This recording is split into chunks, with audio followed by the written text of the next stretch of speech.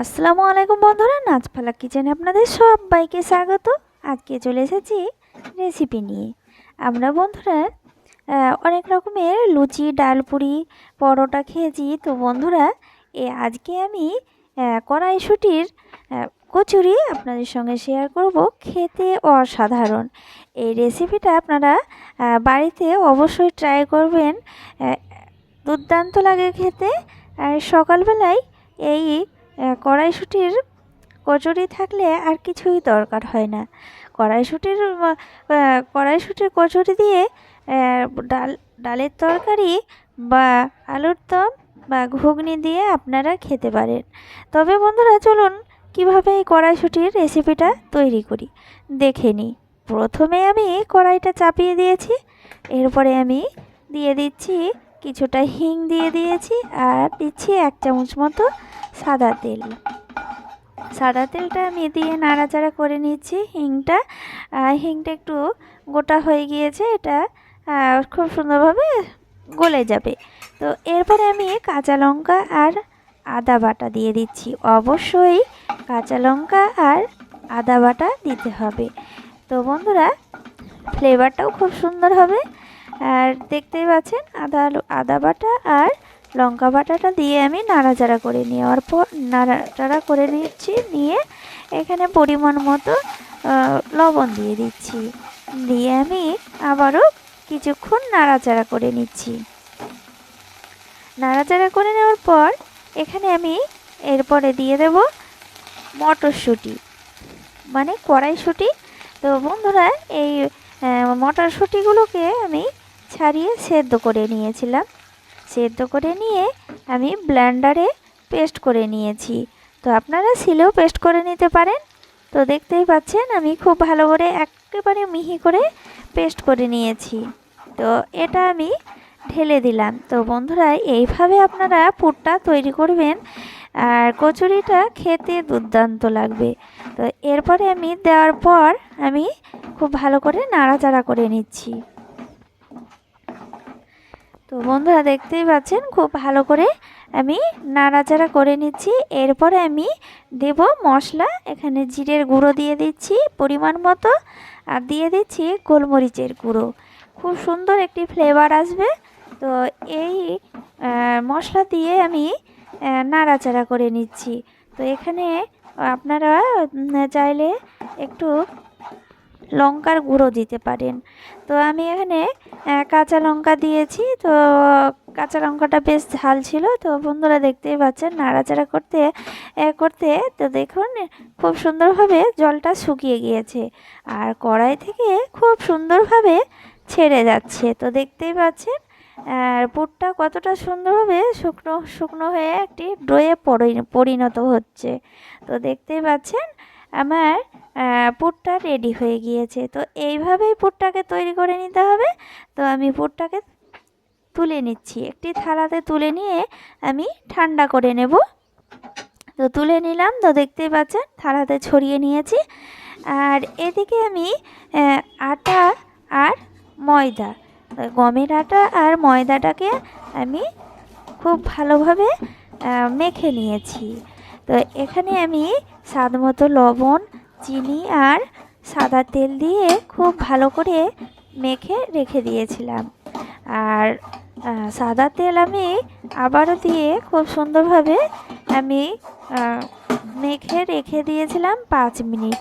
5 minute পর দেখতেই পাচ্ছেন খুব সুন্দরভাবে, এই যে দেখতেই পাচ্ছেন খুব ভালোভাবে মাখা হয়েছে। তো খুব ভালোভাবে মেখে নিয়েছি একেবারে সুন্দরভাবে। তো এগুলো আমি এরপরে গোল গোল করে লেচি কেটে নেব। তো সুন্দরভাবে লেচি কেটে নিয়েছি সবগুলোই, এই যে দেখতেই পাচ্ছেন।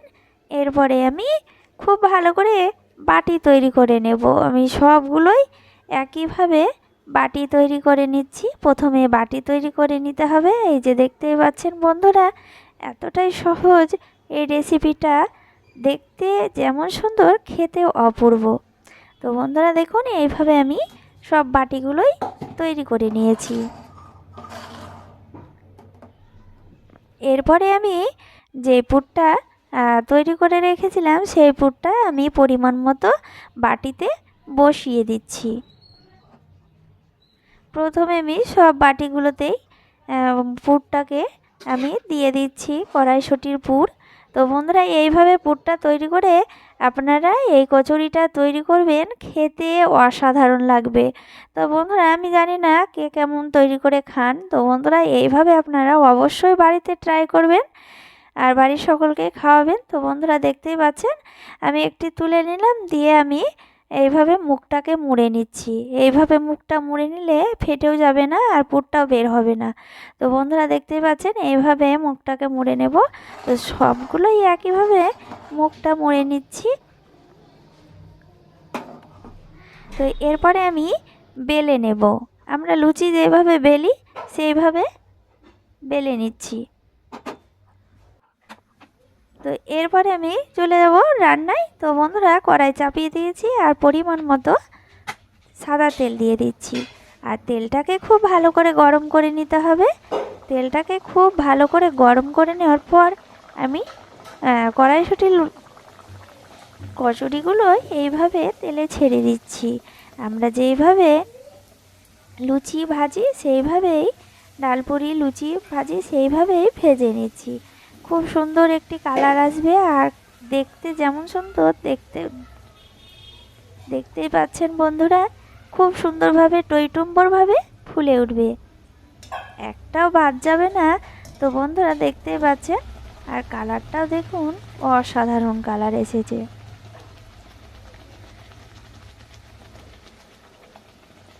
আটাটাও খুব সুন্দরভাবে মাখা হয়েছে। তো বন্ধুরা আমি এখানে দুই রকমের নিয়েছি, আটাও নিয়েছি, আবার এখানে আমি ময়দাও নিয়েছি।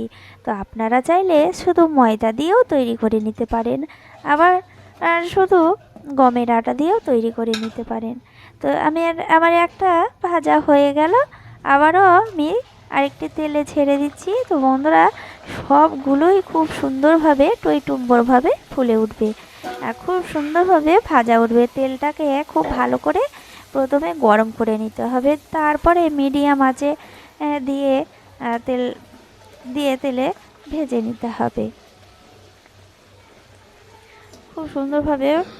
এই যে দেখতেই পাচ্ছেন ভাজা হয়ে যাচ্ছে। তো বন্ধুরা এইভাবে আমি সবগুলোই ভেজে নিচ্ছি।